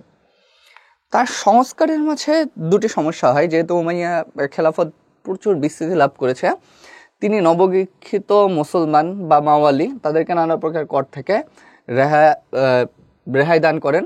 রাজকোষ অর্থ ঘাটতি পূরণ করতে তিনি রাজস্ব সংস্কার করেন। তিনি ওই আপনার কৃষি ব্যবস্থার যে ইসলামিক পদ্ধতি, সেই ইসলামিক পদ্ধতির পুনর্বন্টন করেন এবং সেটিকে আবার জিজিয়া কর, যে জিজিয়া করটি অনেকাংশে মানে নেওয়া হতো না উমাইয়া যুগে তখনকার সময়ে, সেই জিজিয়া কর একদম প্রবর্তন তিনি আবার করেন এবং ওই জিজিয়া করগুলো নেওয়া শুরু করেন রাজস্ব ঘাটতির ক্ষেত্রে। খারাজি ভূমি কি? খারাজি ভূমি হচ্ছে সরকারের বা খলিফাদের খেলাফতের কিছু নির্দিষ্ট ভূমি ছিল। খেলাফতের ভূমিগুলা কিভাবে হতো? যুদ্ধ জয় করলে ওইখান থেকে কিছু খেলাফতের ভূমি আসতো, যেটা বা কেউ যদি নিঃসন্তান হিসাবে মৃত হইতো বা একদম কেউ নেই তার ইসলামিক যেই উত্তরাধিকারের যে সূত্র, সেই সূত্র বলির মাঝেও যদি কেউ না থাকে, এরকম ব্যক্তিদের সম্পত্তিগুলা এই জায়গায় চলে আসতো। আবার কেউ যদি অমুসলিম, কেউ যদি হচ্ছে তার স্থান ত্যাগ করে, জায়গা বিক্রি না করে তার স্থান ত্যাগ করে যদি সে চলে যেত, সেসব জমিগুলো খারাজি সম্পত্তি হিসাবে মুসলমান শাসন ব্যবস্থা বা বাইতুল মালের অধীনস্থ থাকতো। এই খারাজি সম্পত্তিগুলা ক্রয় বিক্রয় করা হয়তো অনেক সময় খলিফাদের আপনার যেই ব্যবস্থা, সেই ব্যবস্থা ভালো না থাকার কারণে আবার অনেক সময় খলিফারা নিজেরাই এই খারাজি সম্পত্তিগুলো ব্যক্তিগত কাজে ব্যবহার করতেন। তো এই জিনিসটা তিনি নিষিদ্ধ করে দেন। উমাইয়াদের সঞ্চিত সম্পদ রাজ কোষাগারে জমা দানের নির্দেশ প্রদান করেন, যেটি আমরা শুরুতে দেখেছি যে বাইতুল মাল উমাইয়াদের নিজস্ব সম্পত্তি হিসেবে প্রতিষ্ঠা লাভ করেছিল। সেই জিনিসটা তিনি পুনরায় ফেরত আসেন। তার সময় রাজ্য বিস্তার তিনি বন্ধ করে দেন এবং রাজ্য সংস্কারে তিনি অধিক মনোনিবেশ করেন। আচ্ছা, ওমর বিন আব্দুল আজিজকে কয়েকটা দোষের দোষী সাব্যস্ত করার চেষ্টা করা হয়। তার মাঝে সবচেয়ে বড় দোষ তাকে যেহেতু দেওয়া হয় যে তিনি যেহেতু সৈন্যবাহিনীর মাধ্যমে শাসন ব্যবস্থার স্থায়িত্ব বা বিস্তৃতি তিনি খুব একটা করেননি, সেহেতু তার সময় শাসন ব্যবস্থা দুর্বল হয়েছে। এটা আসলে মিথ্যা ধারণা, কারণ তিনি আসলে প্রতিহত সবসময় করেছেন। তার সময় কিন্তু কোনো রাজ্য ছাড়া হয়নি, বরং তিনি নতুন করে এক্সপ্যানশন নীতি, সেই এক্সপ্যানশন নীতি তিনি ফিরে আসেন। দ্বিতীয় বলা হয় যে তার রাজস্ব নীতি আসলে উমাইয়াদের অর্থনৈতিক অবস্থা দুর্বল করা যায়। এটিকে আসলে পুরোপুরি সত্য বলা যায় না, তবে কিছু অংশের সত্যতা প্রমাণ পাওয়া যায়। তার দুটি কারণ। এক নম্বর কারণ হচ্ছে তখন আব্দুল আজিজের পরবর্তী সময়কালে আপনার মাওয়ালি যারা, তারা নতুন করে আবার হচ্ছে দামেস্কে ফিরে আসতে শুরু করে, কারণ তাদের তো তখন কর দিতে হচ্ছে না। তো মাওয়ালিদের এই ফিরে ওই জায়গার যেই ইকোসিস্টেম বা অবস্থান, সে অবস্থানের পরিবর্তন হয় এবং রাজ্যের যেই স্থিতিশীলতা সেটা কিছু অংশে বিঘ্নিত হয়। তবে সামগ্রিকভাবে অর্থনৈতিক অবকাঠামো সেটি আসলে ওমর বিন আব্দুল আজিজের সময় কখনোই পুরোপুরি নষ্ট হয়নি, বরং যথেষ্ট ভালো একটা অবস্থানে ছিল। 3 নম্বর সেটি হচ্ছে বৈদেশিক নীতি সমালোচনা করা হয়, যেটি আমরা বললাম যে তিনি এক্সপ্যানশন করেন না, সেটি সমালোচনা করা হয়। তবে এটার থেকেও সবচেয়ে বড়, যখন আমরা পরবর্তী শাসকগণের নাম দেখব, তখন আমরা দেখব যে কিভাবে তারা আসলে অত্যন্ত দুর্বল শাসক ছিলেন, যারা আসলে কেউই ক্ষমতা টিকিয়ে রাখার উপযোগী কোনো শাসক ছিলেন না। আব্দুল আজিজের পরে তিনি আসলে এই যে আগের যে মনোনয়ন ব্যবস্থা, সেই মনোনয়ন ব্যবস্থায় ফিরে যান। সেই মনোনয়ন ব্যবস্থা ফিরে যাওয়ার সময়ে তার পরবর্তীতে খলিফা, আচ্ছা এইখানে আমরা একটু বহু নির্বাচনী দেখি। সেটি হচ্ছে আপনার খলিফা দ্বিতীয় ওমরকে পঞ্চম খলিফা বলা হয় কেন? খোলাফায়ে রাশিদিনদের নীতি অনুসরণ করে চলেছিলেন বলে মুসলিমরা কি নামে পরিচিত? এই যে মাওয়ালি নামে পরিচিত মুসলিমরা। এবার দ্বিতীয় ইয়াজিদ ক্ষমতায় আসেন। দ্বিতীয় ইয়াজিদ হচ্ছে ওই আব্দুল মালিকের তৃতীয় পুত্র হচ্ছে দ্বিতীয় ইয়াজিদ, তাইলে এখনো কিন্তু আমরা দেখছি যে আব্দুল মালিকের পুত্রগণ আবার ক্ষমতায় অধিষ্ঠিত হচ্ছেন। দ্বিতীয় ইয়াজিদের খুব বেশি গুরুত্বপূর্ণ ঘটনা নাই, একটাই যে তিনি দুর্বল শাসক, আমোদ প্রমোদে বসবাস করতেন, তিনি মদ্যপান করতেন, নারী নিয়ে থাকতেন। এটি হচ্ছে দ্বিতীয় ইয়াজিদের বৈশিষ্ট্য। তারপরে খলিফায় আসেন আব্দুল মালিকের শেষ পুত্র হিশাম হচ্ছে এমন একজন মানুষ যিনি হচ্ছে ওই যে আপনার অন্ধকারে নিভু অবস্থায় যে প্রদীপটি জ্বলে, সেই প্রদীপটির মতো। তার মানে সূর্য অস্ত্র যাচ্ছে, তখন যে আলোটুকু থাকে, সেই আলোটুকু আশায় মানুষ যে বুক বাঁধে, সেটি ছিল উমাইয়াদের হিশাম। তার শাসন ব্যবস্থা ছিল 24 থেকে 40 সাল পর্যন্ত, প্রায় 16 বছর শাসন করেন, 724 থেকে 740 সাল পর্যন্ত। এই সময়কালে তার যেই কার্যক্রম, সেই কার্যক্রমের মাঝখানে তিনি খেলাফতের মুসলিম সাম্রাজ্য বিস্তারের চরম সীমায় পৌঁছেছিল। তার মানে তার সময় বেশ কিছু সাম্রাজ্য আবার নতুন করে অধিষ্ঠিত হয়।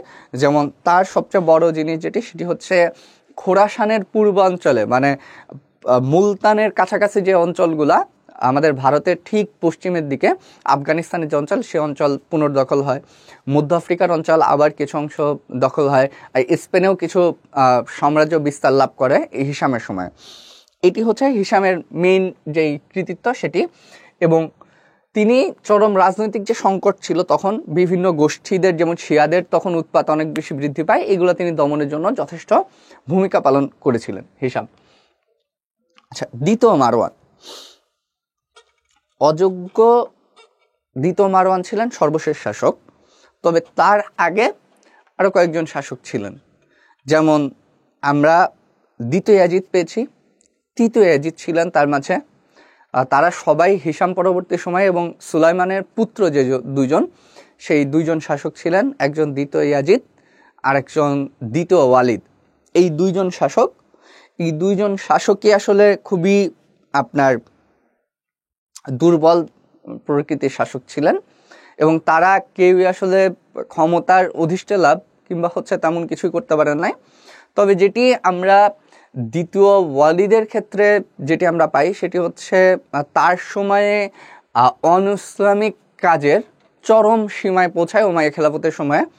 যেমন সবচেয়ে বড় যে উদাহরণগুলো আসে সেগুলো হচ্ছে দেয়ালে, উন্মুক্ত দেয়ালে নগ্ন নারীর চিত্র থেকে শুরু করে আরো অনেক অনইসলামিক কার্যক্রম দ্বিতীয় ওয়ালিদের সময়ে আপনার উমাইয়া খেলাফতে প্রতিষ্ঠা লাভ করে। এবং উমাইয়া খেলাফতের সর্বশেষ শাসক তিনি হচ্ছেন আপনার দ্বিতীয় মারওয়ান। এখন এই দ্বিতীয় মারওয়ান তিনি আসলে কোথা থেকে আসছেন? আমরা প্রথম মারওয়ান পাইলাম। মারওয়ানের যেই 3 ছেলে ছিল, আব্দুল আজিজ, আব্দুল মালিক, এই দুইজনের পুত্রদ্বয়ত্ব আমরা এখন দেখলাম। আর একজন যে পুত্র ছিল, তার পুত্র হচ্ছে দ্বিতীয় মারওয়ান এবং তিনি 744 খ্রিস্টাব্দে সিংহাসন আরোহণ করেন। তাইলে আবার আমরা এই আব্দুল মালিকের ভাইয়ের ছেলে, তাইলে তার কাছে আমরা ক্ষমতায় ফিরে যাই। তাইলে এই দ্বিতীয় মারওয়ান ছিলেন উমাইয়া খেলাফতের সর্বশেষ শাসক, এবং দ্বিতীয় মারওয়ান দক্ষতার সাথে শাসন করলেও সাম্রাজ্য অত্যন্ত সংকটের দিকে। যেমন সংকটগুলা কি, প্রথমত আব্বাসীয়দের তখন অনেক বেশি উত্থান ছিল।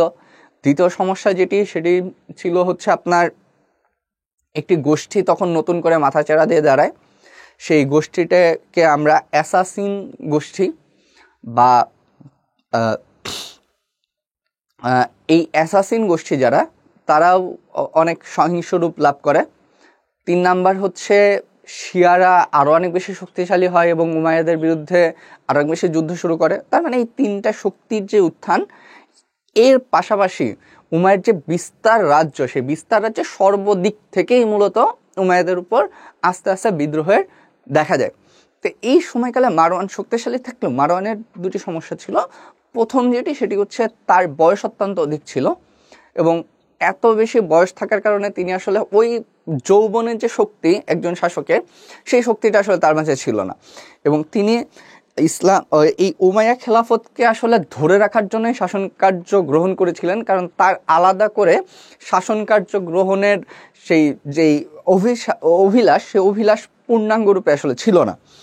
সেটির পরবর্তীতে আমরা দেখি সর্বশেষ জাব নদীর তীরে আব্বাসীয় আবদুল্লাহ বিন আলী কর্তৃক পরাজিত এবং বিতাড়িত হন। পরে তিনি মিশরে ধৃত নিহত হন, এবং এই আব্বাসীয় আবদুল্লাহ বিন আলী তার কাছে পরাজিত হওয়ার মাধ্যমেই মূলত এই উমাইয়া খেলাফত, যে খেলাফতের অবসান ঘটে। এখন উমাইয়া যুগের সর্বশেষ শাসক কে ছিলেন? এখানে আমরা কয়েকজনের নাম অলরেডি আপনাকে বলেছি, যে হচ্ছে যাদের খুব বেশি কৃতিত্ব নেই, তবে ওয়ালিদের পুত্র তৃতীয় ইয়াজিদ এবং হচ্ছে দ্বিতীয় ওয়ালিদ, ঠিক আছে, এই 2 জন পুত্র ছিল, ঠিক আছে। আরো একজন ইব্রাহিম নামে একজন শাসক ছিল। তো এই 3 জন শাসকের কৃতিত্ব আসলে খুব বেশি নাই, তবে আপনার নামটা অ্যাটলিস্ট মনে রাখবেন যে 3 জন শাসক আরো ছিল। সেটি হচ্ছে উমাইয়া যুগের সর্বশেষ খলিফা। তাহলে সর্বশেষ খলিফা হচ্ছে দ্বিতীয় মারওয়ান। উমাইয়া বংশের সর্বশেষ কর্মদক্ষ শাসক কে ছিলেন? সেটি হচ্ছেন হিশাম, কারণ হিশামের পরবর্তীতে আর কেউ দক্ষ শাসক হিসাবে উমাইয়া খেলাফতে আসেননি। এবার আমরা যদি সৃজনশীল প্রশ্নের দিকে যাই, এই অধ্যায় থেকে আমরা 2টি সৃজনশীল প্রশ্ন দেখার চেষ্টা করব। মেনেস প্রাচীন মিশরের শক্তিশালী ফারাও ছিলেন। যেমন মেনেস হচ্ছে মিশরের একজন শক্তিশালী ফারাও, বা ফারাও মানে হচ্ছে মিশরীয় রাজা, তার নাম। তিনি মিশরের গণতান্ত্রিক শাসন ব্যবস্থার উচ্ছেদ করে নিজ বংশের শাসন ব্যবস্থা প্রবর্তন করেন। রাজকোষ তিনি ব্যক্তিগত সম্পত্তি মনে করতেন। তিনি প্রথম মিশরীয় নৌবাহিনীর পত্তন করে গ্রিকদের অনেক দ্বীপাঞ্চল নিজ রাজ্যভুক্ত করেছিলেন। মিশরের প্রধান পুরোহিত ছিল তার ভগ্নিপতি। তার শাসনকাল ছিল গৌরবোজ্জ্বল, ধর্মে কর্মে একনিষ্ঠ হলেও তিনি ছিলেন কুটিল চরিত্রের অধিকারী। রাজনৈতিক উদ্দেশ্য হাসিলের জন্য তিনি যে কোনো জঘন্য কাজ করতেও দ্বিধাবোধ করতেন না। তার একমাত্র পূর্ণ ছিল পাপাসক্ত, অত্যাচারী, ইন্দ্রিয় পরায়ণ এবং অকর্মণ্য। মেনেস মৃত্যুকালে তার পাপাসক্ত ছেলেকে মিশরের সিংহাসনে পরবর্তী উত্তরাধিকারী নিযুক্ত করেন। এখানে প্রথম যে জ্ঞানমূলক প্রশ্ন, উমাইয়া শাসক কে ছিলেন? আমরা আব্দুল মালিকের সময়ে, ওমর বিন আব্দুল আজিজের সময় দেখেছি যে তাকে উমাইয়া সাধু বলা হয়, তাহলে উমাইয়া সাধু ছিলেন ওমর বিন আব্দুল আজিজ। দ্বিতীয় সেটি হচ্ছে রাজেন্দ্র বলতে কি বোঝা হয়? রাজেন্দ্র বলতে রাজাদের পিতাকে বোঝানো হয়, মানে রাজাদের প্রধান যে রাজেন্দ্র, ঠিক আছে। তাইলে রাজাদের পিতা কে ছিল? রাজাদের পিতা ছিল আব্দুল মালিক। তাহলে আব্দুল মালিককে কেন রাজেন্দ্র বলা হচ্ছে সেটি যদি আমরা যাই, তাহলে তার 4 ছেলের নামটা আমাদেরকে লিখতে হবে। তাহলে 4 ছেলে কে? প্রথম ওয়ালিদ, সুলাইমান, দ্বিতীয় ইয়াজিদ এবং হিশাম। তার 4 জন পুত্র। 4 জন পুত্রই যেহেতু ক্ষমতায় অধিষ্ঠিত হয়েছিল, সেই জন্য তাকে কি বলা হয়? রাজেন্দ্র বলা হয়। 3 নাম্বার যেটি, উদ্দীপকে বর্ণিত ফারাও মেনেসের সাথে তোমার পঠিত উমাইয়া কোন খলিফার মিল রয়েছে?